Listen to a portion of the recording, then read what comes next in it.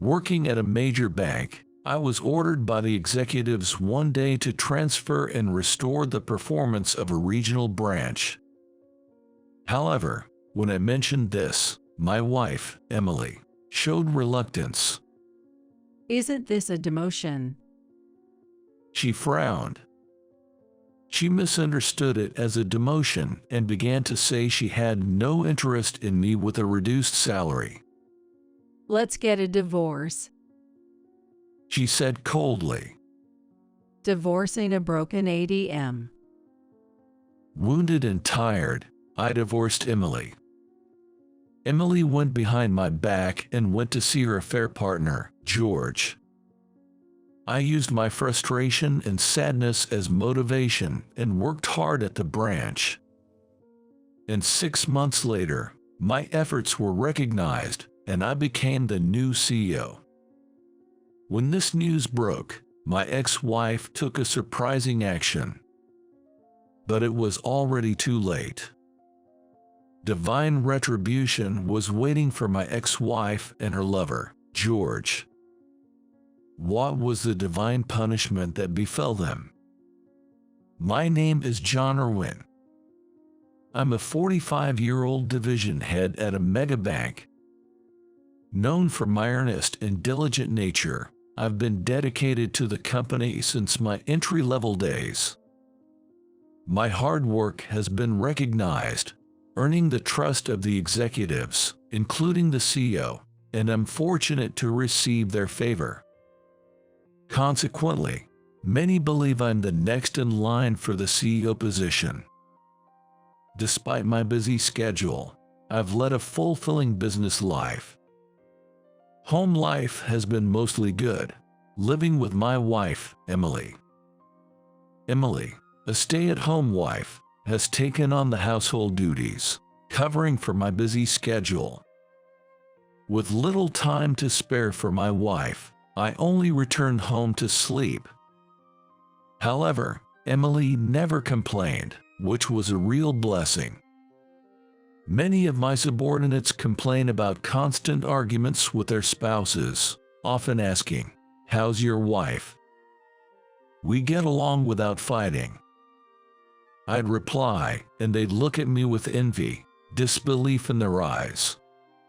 It's wonderful to have no complaints. They'd praise me and Emily. Emily was a perfect wife, though if I had to point out one flaw, it would be her extravagant spending. Once a month, she'd buy something designer, having a penchant for shopping for clothes, shoes, and accessories. She loved not just shopping in stores, but also online shopping, with just a touch of a button. She'd even buy new appliances when the old ones were still usable.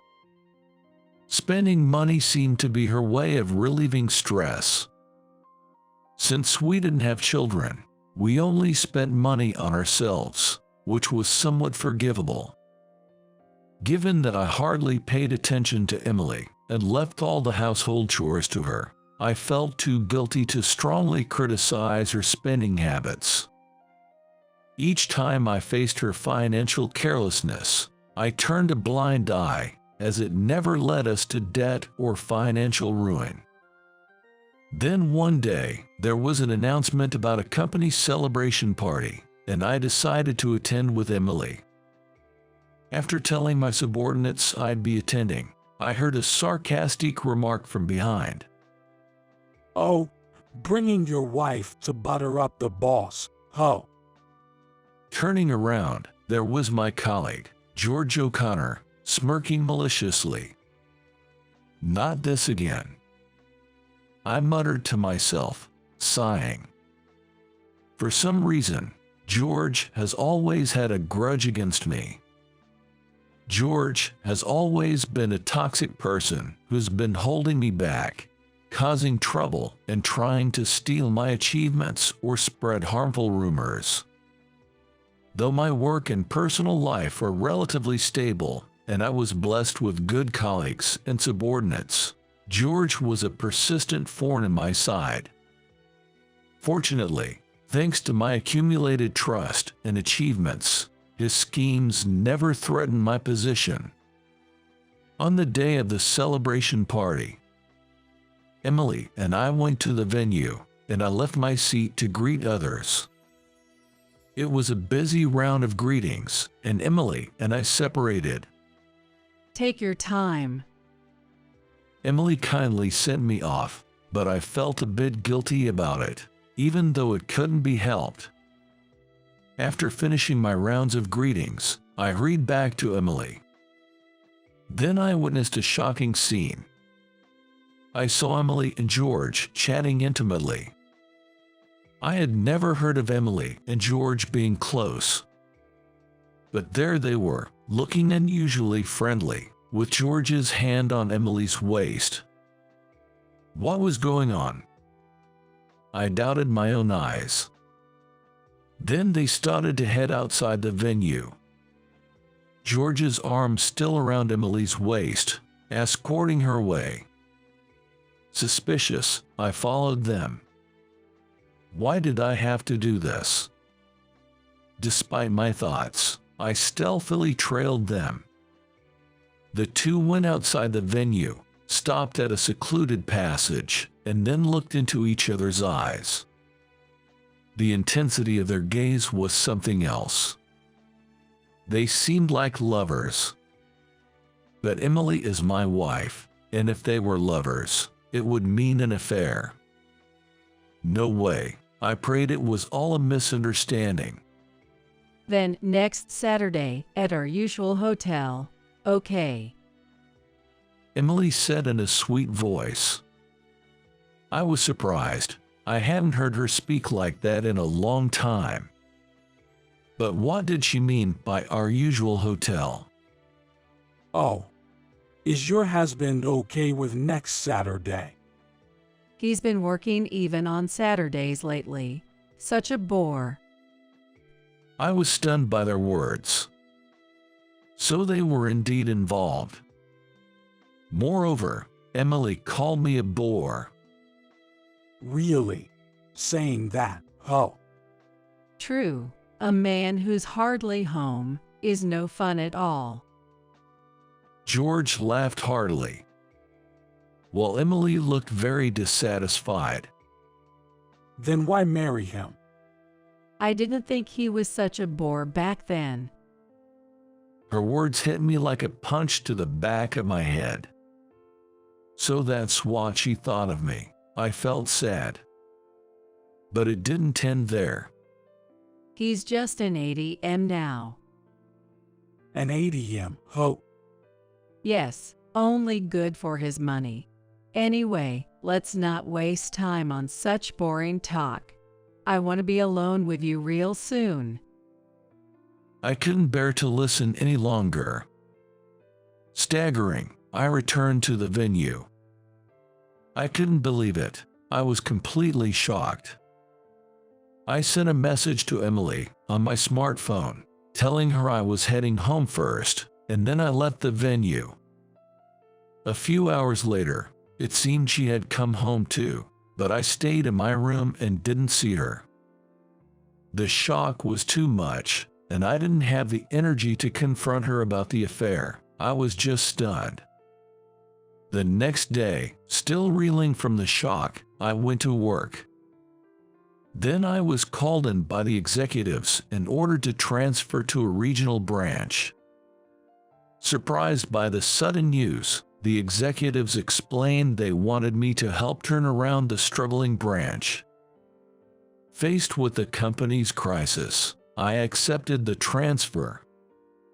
After returning to my desk, George, who had quickly heard about my transfer, started mocking me right in front of me. A transfer to the sticks. That's pretty much a demotion, oh.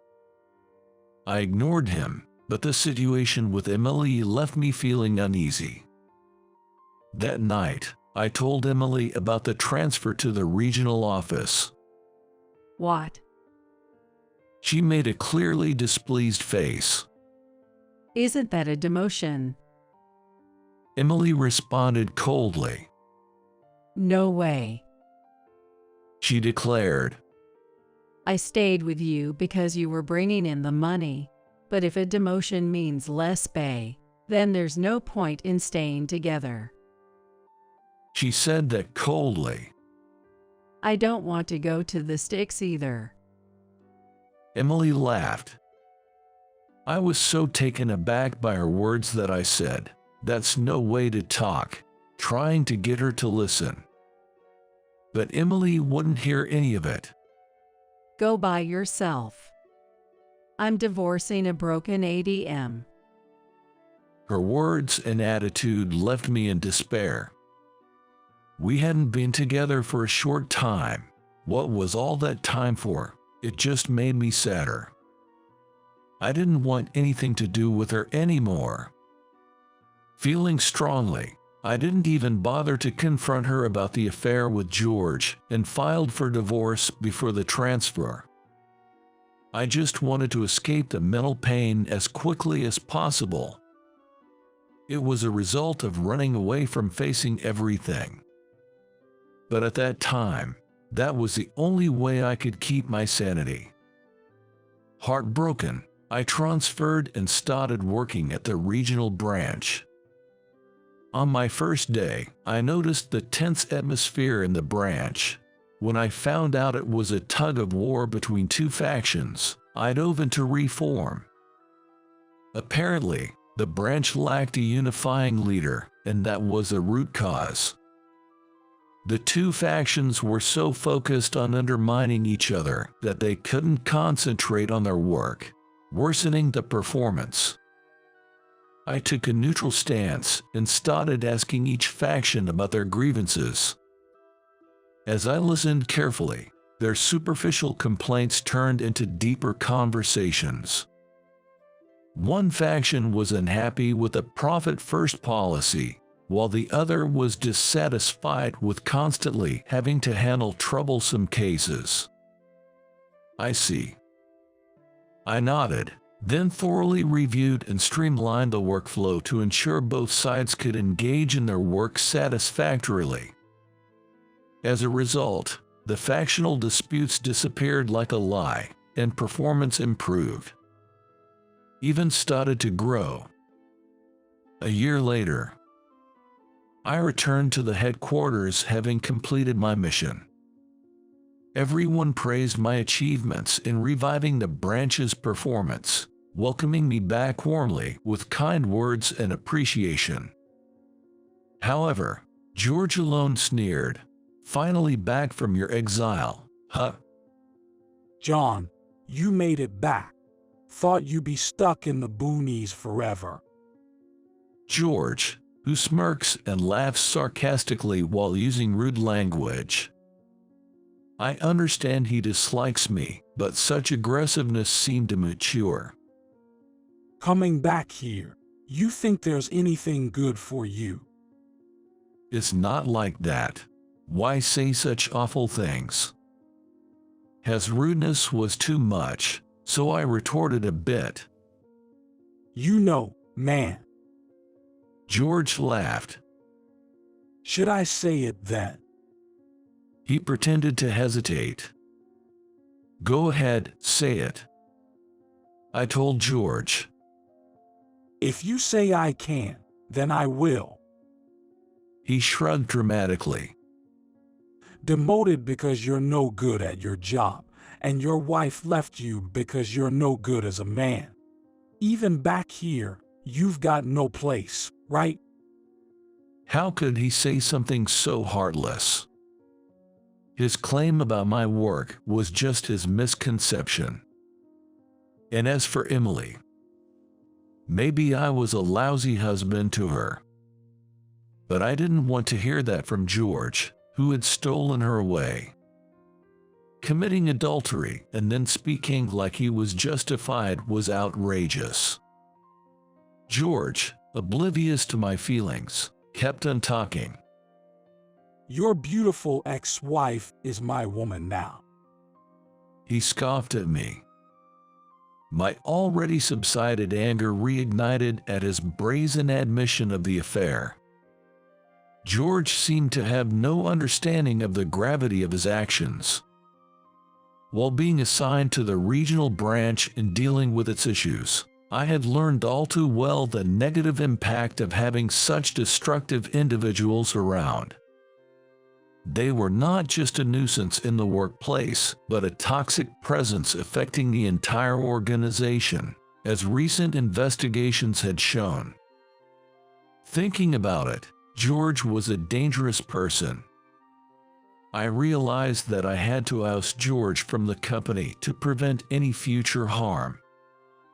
That meant I needed to uncover all of George's past misdeeds. Doing that would reopen my wounds. But for the sake of the company, I had to face it. Now was the time to confront the escape I made when I didn't want to be hurt. With that resolve, I thoroughly investigated everything around George. It was tough, and it pained my heart, but I succeeded in uncovering the details of George's life. The investigation revealed that George had been involved with Emily 2 years before our divorce was finalized. It seemed he had initiated contact with Emily at a celebration party 2 years ago. He had been heard saying, "John's wife is such a beauty," apparently having his sights on her for a while. Someone mentioned that George was annoyed, saying, "It irks me that John married such a beauty, and he seemed desperate to ruin my happiness." While dating Emily, he apparently spent a considerable amount of money, flaunting his wealth. I was shocked at the amounts and assets he had. Where did all that money come from? But then, an even more serious issue came to light. Starting with Emily, it was uncovered that George had been deceiving an elderly wealthy individual, withdrawing money from their account without permission, and using it for himself. This is a crime, isn't it? Judging him to be a harmful influence on our company, I immediately reported the embezzlement to the executives. They were shocked and furious, summoning George. George desperately denied it, claiming, He's trying to frame me. It's all his delusional talk. He pointed at me, yelling fiercely. However, when confronted with the evidence I had gathered, George had no choice but to admit his guilt. Oh my gosh. After looking into it, weren't you the one trying to set John up? What do you have to say for yourself? Faced and glared at by the executives, George crumbled to his knees, sobbing. Afterwards, of course, he was fired. Moreover, he was required to repay the misused funds, incurring a debt of tens of millions of dollars. It was his own doing, but such a dramatic downfall. Meanwhile, I was appointed the new CEO for my achievements in the region. When news broke of my appointment as CEO, my ex-wife Emily, who I hadn't heard from since our divorce, contacted me. I want to give it another shot. I want to start over.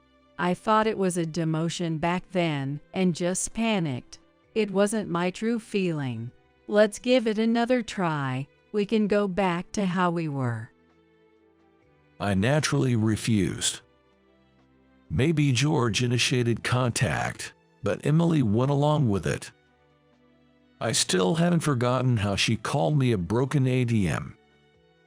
Emily claimed it wasn't her true feeling, but as soon as George fell and I became CEO, she showed her true colors. She loved money, not the person. Think it over. I sued my ex-wife Emily for alimony for the affair. And of course, George too. Given the hurt they caused, it was only fair. 6 months later, I, as the new CEO, was living busy yet fulfilling days.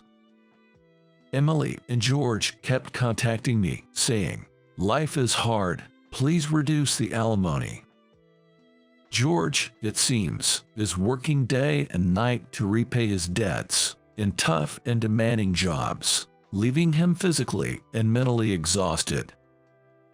As for Emily, having been a homemaker for so long, she kept making mistakes at work and was frequently fired. I don't think mistakes were the only reason, but she wouldn't listen, instead blaming me.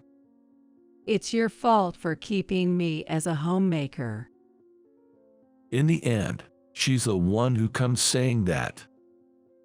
Apparently, she became hysterical due to lack of money, and I heard she and George broke up quickly after constant quarreling. They were blaming each other, and it seems like it caused a rift in their relationship. I refused to reduce the alimony they were begging for, telling them to take responsibility for their actions. I urged them to face their sins. Humans tend to avert their eyes from things they don't want to see. By facing the reality I had avoided, I was able to grow. I believe that's why I am in my current position. No matter what difficulties I face in the future, even if I want to look away, I vow not to repeat the mistakes of the past.